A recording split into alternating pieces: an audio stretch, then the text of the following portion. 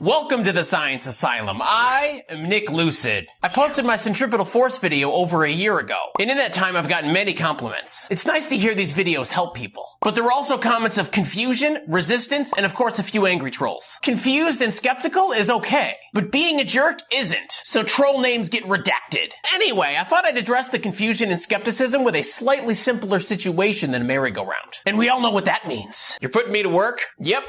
Man. Wait, what am I doing anyway? Find a bucket and fill it with water. Where do I find a bucket? Ugh. You're killing me, Smalls. Try the janitor's closet. While he's busy with that, here's the plan. I'm going to have him swing the bucket over his head. And if he swings it fast enough, the water should stay inside the bucket. Ready? Yep.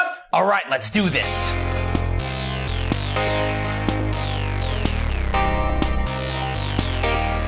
See? It stayed inside. But here's the real question. The water has a weight, downward, and a push from the bottom of the bucket, also downward. So why the heck does it stay in the bucket? The usual explanation involves a centrifugal or center fleeing force. You know, that thing I always say doesn't really exist. If you're a long time crazy, you know I say this a lot. If you're new to the Science Asylum, be prepared to have your mind blown. Or your foundation shaken. Okay, so here's the gist of the usual explanation. There's a third force, upward, that balances the other two and holds the water in the bucket. But this explanation is terrible. Because reasons? Centrifugal force isn't a real force. Real forces exist from all points of view, like this weight, or this push. Those two together are what we'd call a centripetal or center-seeking force. That upward force only exists from the bucket's point of view. Our point of view is not the same as the bucket's point of view. You want to see how crazy this looks from the bucket's point of view?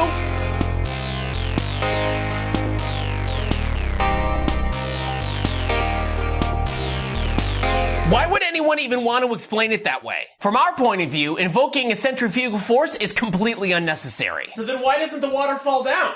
That's the thing. It is falling.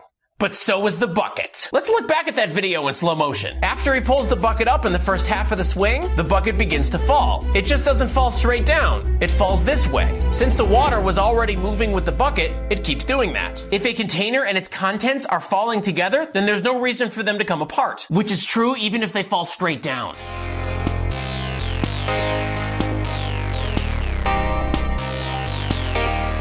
See?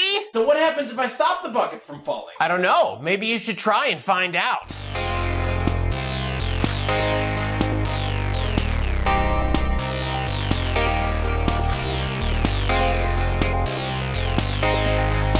So, what kinds of things have you swung over your head? Buckets of water? Flails? Bowling balls? People? Let us know in the comments. And until next time, remember, it's okay to be a little crazy. I hate you.